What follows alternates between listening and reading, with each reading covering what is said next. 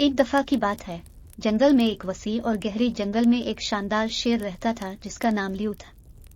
Liu आम शेर नहीं था, बल्कि इसके पास एक सुनहरी मणि थी।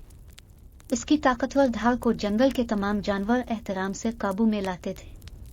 लियू हिकमत और नर्म मिजाज की बना पर मशहूर था, जो उसे इसके साथी शेरों से अलग करता था। इसका गहरा इल्म था जंगल के नाजुक तनाव का, और वो जानवरों के दरमियान यकजा होने की कीमत को पहचानता था।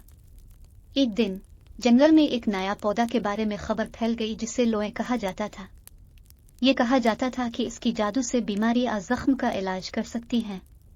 लियू के दिल में दिलचस्पी जोर पकड़ गई और उसने लोए का तलाश करने का फैसला किया। जब लियू जंगल के अंदर आ गया तो इसने मुख्तलिफ खतरात से निमटना पड़ा। यह सफर सिर्फ इसके लिए नहीं था, बल्कि वो इन सब के लिए था जिनकी खिदमत करता था। आखिरकार लियू पौधे के करीब पहुंचा जहां मशहूर लोए पौधे एक बुलंद और चमकदार सूरत में खड़ा था। इसकी पत्तियां सब्जे में चमक रही थी। लियू अदब से पौधे के करीब गया। लियू ने लोहे की एक पत्ती निकाली और उसे कमर में रखा तो इसने एक तवानाई की लहर महसूस की।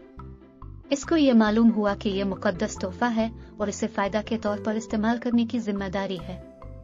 अपने जंगली घर वापस आते हुए लियू ने लोहे की शिफा देने और इन बीमारियों को दूर किया, टूटी हुई हड्डियों को दुरुस्त किया। लियू की बड़ी हमदर्दी और लोहे की जादुई ताकत की खबर जंगल में फैल गई, जिसने तमाम जानवरों को ताज्जुब और शुक्रगुजारी के लिए मुत्तहिद कर दिया। इस तरह लियू शेर और हैरत अंगेज लोहे पौधे की कहानी एक दास्तान बन गई।